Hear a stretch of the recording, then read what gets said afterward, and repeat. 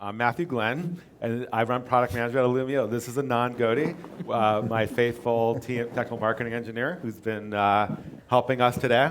And now we're going to do something that I was hoping to get to, but I wasn't sure we're going to have enough time. It's vulnerability-based segmentation. Before we showed you just building up your policies, right, based on the application dependency map. And when PJ and I were out a long time ago, and this still happens, when we talk to CISOs around the world, like they care about micro-segmentation, they care about protecting their crown jewels, but they all have this vulnerability management program and this whole vulnerability team there. And one of the challenges that one of them brought to us was, is there any way that you could bring these two together? And out of that sort of challenge came this idea of vulnerability maps. And what we do is we import a customer's existing vulnerability scan. And I'll tell you a funny story about this. We originally we said, well, hold on, we know what's installed inside the host. We can tell you what the vulnerabilities are, and we got slapped down, okay? Here's why. Because there's an entire practice at most organizations around rescoring vulnerabilities, managing those vulnerabilities through the life cycle. Just because you can identify them doesn't make you a vulnerability management tool. So really we have to fit within that ecosystem the same that we have to fit within those companies, okay? So we're going to show you vulnerability maps where we literally look at the way of an attacker might look at laterally traversing the environment, and we're going to basically do a bunch of cool things where we quantify risk based on the exposure of the vulnerabilities by contextualizing on top of the application dependency map, and then we're going to show you how you can use micro-segmentation as a compensating control. All right, let's just go straight to the demo because I'm worried about time. Okay. All right, so we're going to bring up the illumination map, and let's go full screen on our master here, our leader, excuse me. And Anand's going to find this payroll processing application. And once again, we're in this operations view right here, and we can see that it's sitting, this one's only sitting in California.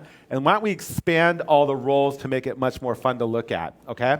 So we're looking at this one application that's sitting in the California region, and you can see that it's a fairly complex application. And we've written a policy, and that application is completely ring-fenced. All the lines are green, right?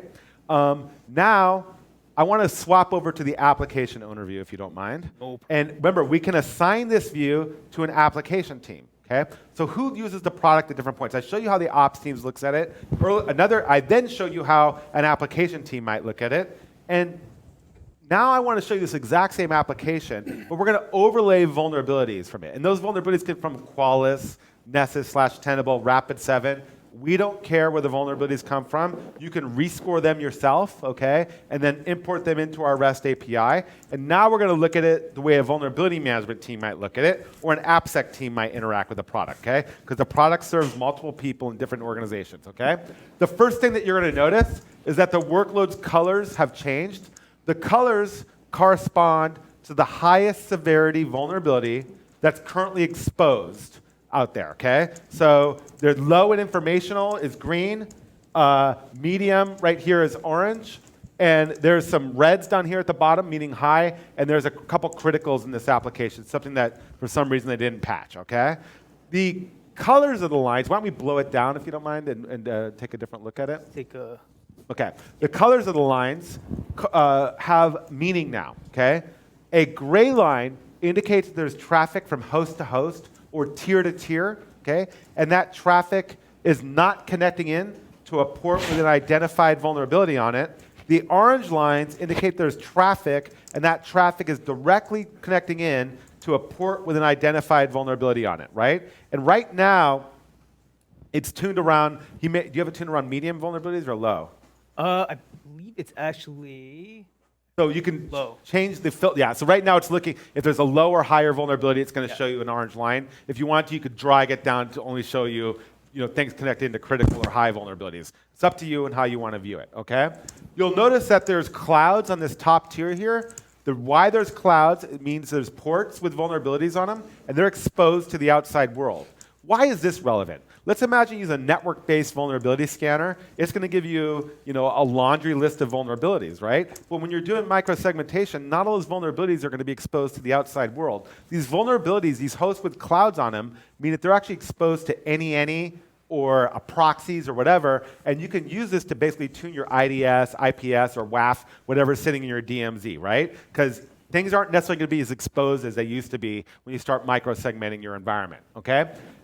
That's sort of a visual topology, but now let me show you the awesomeness our engineering team created, okay? If Anand mouses over any one of these workloads, it's going to give you some information you had never had before. The first thing it's going to do is it's going to give you what we call an exposure score.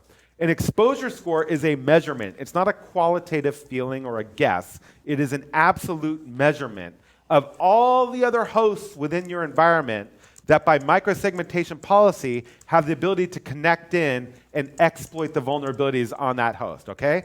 This is where like having this global visibility and global policy creation really starts to come home. And in fact, remember how I said to dump your Forescout NAC in there because they can identify all the IP cameras? If you have IP cameras that are exposed and can potentially connect in, it'll drive up the fidelity of this particular measurement. So there's a measurement of all the other workloads, all the other OS instances in your environment that by policy could potentially connect in and exploit the vulnerabilities. We're showing you the active graph. Those are the lines. The 504 is almost the negative graph, the potential connections that are out there, okay?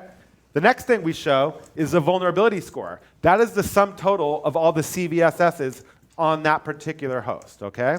And then what we do is we compute what we call a VE score, or vulnerability exposure score. And PJ's written a paper on this. You can download it. It's basically a combination of the CVSS that was provided to us by the vulnerability scanner and the total exposures out here. So you're sort of combining these two things. Why is this important? Your vulnerability management team is going to get to the critical vulnerabilities. For our demo, we didn't get to a couple because it's fun to look at. They're going to get to most of the highs, although I can tell you I've been surprised at the number of Oracle rack servers that move money around the world that can't get patched within a year because it's not allowed to be down except for maybe like for a few minutes a year, right? So we do see some highs out there on some of the most interesting applications you'd ever want to know about. Is there a question?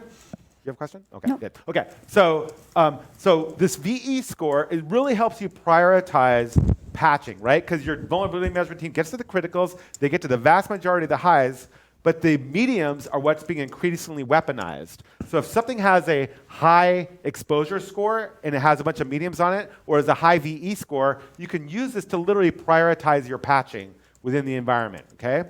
But sometimes you can't patch. Maybe you're in a production freeze. I know we're about to head into one of those in the United States here in a couple weeks here for most of the companies, right? Maybe there's no patch available. Maybe the patch breaks the application. There's any number of reasons why teams can't patch. What we then do is we can use micro-segmentation as a compensating control. So Anand's going to kick this off right now. And what we're going to do is we're going to kick off that policy generator functionality I told you about earlier, but now we're going to include the context of the vulnerabilities sitting on top of it, okay? Now, what you'll notice here is this panel is here. It's going to give you a sum total of all the vulnerabilities in this application. From right, you have your critical vulnerabilities, high, medium, low, and informational on your far left. And you'll notice there's two columns. The top column, rows, sorry.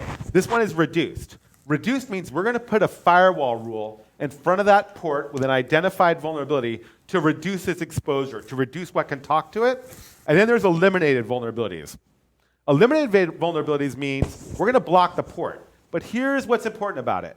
And I want to stress this. If someone says to you, hey, if there's a CVSS of 9 or higher, block the port, well, what if that means you can't get your money out of the bank, right? That just doesn't work. So for us, we use the traffic map coupled with the vulnerabilities and the CVSS scores to tune the micro-segmentation policy. We're not going to break the application. If we've seen traffic into or out of that port, not from the vulnerability scanner, if we've never seen traffic into it, we can block it. But if we've seen traffic into or out of that port, we're going to allow it, but we're going to reduce its exposure. Does that make sense to everybody? So Anand's going to choose vulnerability mitigation, and it's tuned around criticals. Watch what happens when he slides it to the left, to the highs. What we're going to do now is write least privileged micro-segmentation for anything with a critical or a high vulnerability, and you'll see when he does these things, the rules actually changed, and our panel gives you an instantaneous readout of what's happening in terms of your vulnerability mitigations, and your rules change. And in fact, if he mouses over the rules as he showed you, it'll show you which vulnerabilities are being addressed by that specific policy, okay? I'm short on time, so he does it again. You get different rules, a different readout, okay? All we're doing is doing microsegmentation as a compensating control based on the severity of the vulnerabilities. When he's ready, he'll go to the next step. And here's the policy we're going to write. It's fine-grained policies based on those attestation of labels. And down here, it's going to give us a before and after score. And once again, we're doing this at scale. So it's calculating our exposure scores before and after, okay? I'm out of time. I want to make sure I don't get in trouble. Question? I assume you can edit and customize to your heart's content That's rather correct. than just slide the scale. Yeah. Yes, absolutely. All right. Thank you very much.